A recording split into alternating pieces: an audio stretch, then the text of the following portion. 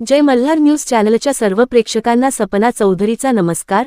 नंदुरबार येथे विधान परिषदेचे शिक्षक आमदार सत्यजित तांबे आले असता त्यांनी माध्यमांशी संवाद साधताना सांगितले की सामाजिक न्याय विभागाच्या माध्यमातून चालवल्या जाणाऱ्या शाळांसाठी कुठलाही अनुदान मंजूर असतानाही मिळत नाही आहे। शासनाकडून गोरगरीब विद्यार्थ्यांसाठी राबवल्या जाणाऱ्या योजनेंवर गांभीर्याने लक्ष देणे गरजेचे असल्याचे त्यांनी सांगितले। शिक्षणाचे स्तर सुधारणा गरजेचे असल्याचे सांगितले। तसेच राज्यातील आदिवासी दुर्गम भागात ऐन परीक्षाच्या काळात 12वीच्या विद्यार्थ्यांना शिकवण्यासाठी शिक्षक नसल्याची बाब समोर आली आहे, तर आश्रमशाळांमध्ये रिक्त पदांची संख्या मोठ्या प्रमाणावर असल्याने शासनाने याकडे गांभीर्याने लक्ष देणे गरजेचे आहे। तसेच शाळेतील व आश्रमशाळेतील विद्यार्थ्यांच्या सुरक्षेच्या प्रश्नावरून राज्य शासनाची खूप मोठी उदासीनता दिसून येत आहे। मुली सुट्टीवरून परत आल्यानंतर त्यांची वैद्यकीय तपासणी केली जात होती, यात मासिक पाळी तपासणी अनिवार्य करण्यात आली होती। राज्य शासनाच्या वतीने गोरगरीब दलित पीडित विद्यार्थ्यांसाठी चालवल्या जाणाऱ्या शाळांकडे लक्ष देणे अत्यंत गरजेचे आहे। यावेळी त्यांनी आदिवासी विकास मंत्री यांच्या संदर्भात बोलताना त्यांनी सांगितले की देशातील मूळ निवासी असलेल्या लोकांच्या आश्रमशाळांची दयनीय अवस्था झाली आहे। तसेच आदिवासी आश्रमशाळा सुधारण्यासाठी आता आदिवासी विकास मंत्र्यांनी फिरायला पाहिजे। मंत्र्यांनी नुसतं मुंबईला बसून अधिकाऱ्यांना ही परिस्थिती समजू शकत नाही, जमिनीवर उतरून आश्रमशाळांना भेटी देणे गरजेचे आहे। शासनाच्या योजना शेवटच्या माणसापर्यंत पोहोचत नाही आहेत, मात्र मधले दलाल डाका घालत आहे। राजकारणातून सत्ता मिळाली पाहिजे आणि सत्तेतून लोकांचे काम झाले पाहिजे। शासनाने डीबीटीवर पुनर्विचार केला पाहिजे।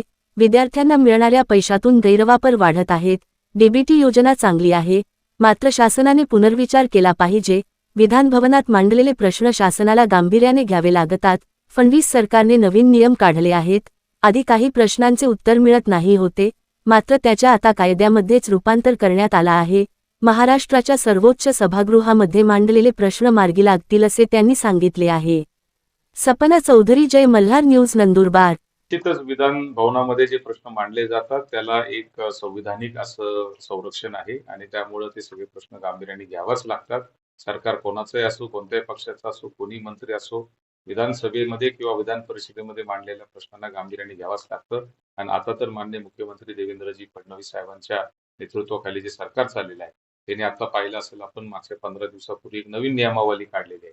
पूर्वी काही प्रश्नांची उत्तरं येत नव्हते, मात्र आता त्याला कायद्यामध्ये त्याचं रूपांतर करण्याचा प्रयत्न चाललेला आहे। आणि म्हणून मला निश्चित खात्री आहे की या सभागृहामध्ये जे सर्वोच्च सभागृह या महाराष्ट्राच्या राज्याचं आहे त्याच्यामध्ये मांडलेले सगळे प्रश्न गांभीर्याने घेतले जातील अशी मला अपेक्षा आहे। डायरेक्ट बेनिफिट ट्रान्सफर, ज्याला आपण डीबीटी म्हणतो, ही एका अर्थाने चांगली योजना आहे, कारण त्याच्या माध्यमातून सरळ पैसे जे आहेत ते विद्यार्थ्याच्या खात्यामध्ये जात असतात। परंतु अनेकदा विद्यार्थी पण त्याच्यामध्ये ते पैसे खर्च करून टाकतात किंवा इतरत्र कुठेतरी ते पैसे वर्ग करतात आणि त्यामुळे ज्या कामासाठी त्यांना पैसे दिलेले ते कामासाठी न होता त्याचा इतरत्र वापर आणि गैरवापर देखील होण्याची शक्यता असते। आणि म्हणून याच्यातून कुठेतरी समन्वय साधणं आता गरजेचं आहे। संस्थांना ते पैसे मिळत नाही, त्यामुळे शाळा कॉलेज देखील अडचणीत येतात आणि विद्यार्थ्यांना मिळालेल्या पैशाचा विनियोग विद्यार्थी योग्य पद्धतीने करू शकतीलच याची खात्री नाही।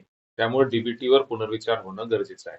शेवटी आपण राजकारण करत असताना राजकारण कशासाठी करतो, तर त्या राजकारणातून सत्ता मिळाली पाहिजे आणि सत्तेतून लोकांचे कामं झाले पाहिजे असं साधारणतः भावना असते। शेवटी सरकारमध्ये बसल्यानंतर, सत्तेवर आल्यानंतर आपल्याला जो शेवटचा माणूस आहे, अंत्योदय आणि सर्वोदय म्हणजे शेवटच्या माणसाचा आणि सर्वोदय म्हणजे सगळ्यांचा हा विकास झाला पाहिजे, त्यांना मुख्य प्रवाहामध्ये आणता आलं पाहिजे अशी एक भावना याच्यातून असली पाहिजे सरकार चालवताना। आज आपण पाहतो की मी ग्रामीण भागामध्ये फिरत असताना, आदिवासी भागामध्ये फिरत असताना, माझ्या मतदारसंघामध्ये आदिवासी जिल्हे आहेत, आदिवासी तालुके आहेत, त्यामध्ये फिरत असताना माझ्या एक गोष्ट लक्षात येते की सरकार म्हणून त्यांना जो दिलासा द्यायला पाहिजे, धीर द्यायला पाहिजे, तो शेवटच्या माणसापर्यंत न पोहोचता मधले एजंटच त्याच्यामध्ये कुठेतरी तो सगळा डाका घालत असतात आणि म्हणून ही सगळी परिस्थिती सुधारणं अत्यंत गरजेचं आहे। आज नंदुरबार जिल्ह्यात फिरत असताना मला लक्षात आलं की आदिवासी आश्रमशाळा ज्या आहेत त्या आदिवासी आश्रमशाळांमध्ये 12वीच्या मुलांना देखील शिकवायला शिक्षक नाहीत आणि स्वतः अभ्यास करून ते मुलं आज परीक्षा देत आहेत अशी परिस्थिती राज्यभरातील आदिवासी आश्रमशाळांमध्ये तयार झालेली आहे। स्वयंपाकाला माणसं नाही, साफसफाईला शिपाई नाही, शिकवायला शिक्षक नाही। अशा परिस्थितीत जर आदिवासी आश्रमशाळा जर काम करत असतील तर शासनाने याच्याकडे गांभीर्याने लक्ष देणं गरजेचं आहे। शेवटी समाजातला शेवटचा घटक जो आहे त्याला मुख्य प्रवाहात आणणं हे सरकारचा हेतू असला पाहिजे. मला असं वाटतं की या देशाचे मूल निवासी सगळ्यात पहिले जर कोणाचा अधिकार या देशावर असेल तर आदिवासींचा आहे असं आपण काही भाषणांमध्ये म्हणतो. मात्र त्यांच्याच आश्रमशाळांची जी दुरावस्था झालेली आहे ती सुधारण्यासाठी आदिवासी मंत्र्यांनी देखील आता फिरलं पाहिजे. त्यांनी आदिवासी आश्रमशाळांना भेटी दिल्या पाहिजे. तिथली काय दुरावस्था आहे परिस्थिती ती बघितली पाहिजे. तर त्यांच्या लक्षात येईल. नुसतं मुंबईमध्ये बसून अधिकाऱ्यांना या गोष्टी समजू शकत नाही. त्यांनी जमिनीवर उतरून आता आश्रमशाळांना भेटी देणं गरजेचं आहे. अधिकाऱ्यांच्या बाबतीमध्ये अनेक ठिकाणी चार्ज दिलेले आहेत, अतिरिक्त भार आहेत, मुख्य जे अधिकारी असायला पाहिजे ते जागेवर नाहीये, अशी भावना सगळ्याच विभागांमध्ये साधारणतः आहे. नंदुरबार जिल्ह्यामध्ये आदिवासी बहुल जिल्हा असल्यामुळे आणि डोंगरी जिल्हा असल्यामुळे इथे अधिक अधिकारी जे आहेत ते कामावर जातात की नाही याच्यावर संपर्क ठेवणं, त्याच्यावर चेक ठेवणं हे देखील गरजेचं आहे. मला असं वाटतं की उलट अधिकाऱ्यांनी याच्याकडे अनुभव म्हणून पाहिलं पाहिजे की अशा भागात आपल्याला काम करायला संधी मिळते, याचा पूर्ण नोकरीमध्ये खूप मोठा फायदा त्यांना होणार आहे. परंतु दुर्दैवाने ते होत नाही. म्हणून अशा अधिकाऱ्यांवर कारवाई झाली पाहिजे. जे जागेवर जात नाही, जागेवर लोकांसाठी उपलब्ध नाही, जे दौरे करत नाही, जे लोकांपर्यंत स्वतःहून पोहोचत नाही, अशा अधिकाऱ्यांवर निश्चितपणे सरकारने कारवाई केली पाहिजे. आदिवासी आश्रमशाळा असतील किंवा इतर ज्या आश्रमशाळा असतील तिथील विद्यार्थ्यांचे सुरक्षता, स्वच्छता, अन्न, जेवण, शिक्षण याबाबत खूप मोठी उदासीनता राज्य शासनाच्या या सगळ्या विभागांची दिसते आहे. मध्यंतरी तर आदिवासी आश्रमशाळांमध्ये जुन्नर तालुक्यामध्ये पुणे जिल्ह्यात अशा काही घटना समोर आल्या की मुली सुट्टीवरून परत आल्यानंतर त्यांना मेडिकल टेस्ट केल्याशिवाय त्यांना पुन्हा वसतिगृहामध्ये घेतलं जात नव्हतं आणि त्या मेडिकल टेस्टमध्ये त्यांची प्रेग्नन्सी टेस्ट सुद्धा कंपल्सरी केली होती. 12-12, 13-13, 14-14 वर्षाच्या मुलींना जर अशा प्रेग्नन्सी टेस्ट द्याव्या लागत असतील तर मला असं वाटतं की फार मोठी शोकांतिका खऱ्या अर्थाने आहे. याबाबत मी विधान परिषदेमध्ये देखील आवाज उठवला होता आणि मला असं वाटतं की राज्य शासनाच्या आदिवासी विभागाने आणि सामाजिक न्याय विभागाने, व्हीजेएनटी विभागाने, ओबीसी विभागाने ह्या सगळ्या समाजातील घटकांच्या मुलांसाठी चालू केलेल्या या संस्थांसाठी मदत करणं मला असं वाटतं गरजेचं आहे.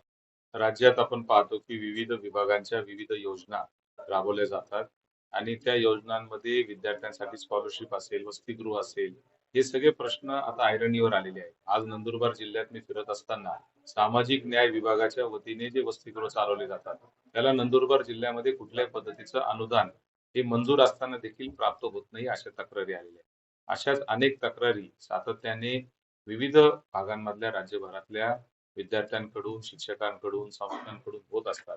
मला असं वाटतं राज्य शासनाने या ज्या योजना आहेत, ज्या खऱ्या अर्थाने सामान्य घरातील मुलांच्या, मुलींच्या शिक्षणाच्या दृष्टीने सुरू केलेल्या आहेत, त्याच्यावर जास्त गांभीर्याने लक्ष देणं गरजेचं आहे. शिक्षणाचा स्तर सुधारणं हे मला असं वाटतं की राज्य शासनाची प्राथमिकता असली पाहिजे.